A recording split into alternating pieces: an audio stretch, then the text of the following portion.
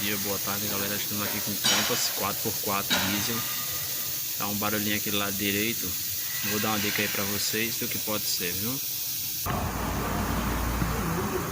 Folga na haste do amortecedor. Acontece muito nesses carros, viu? Ó.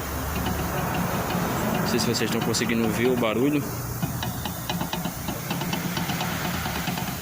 Bate muito.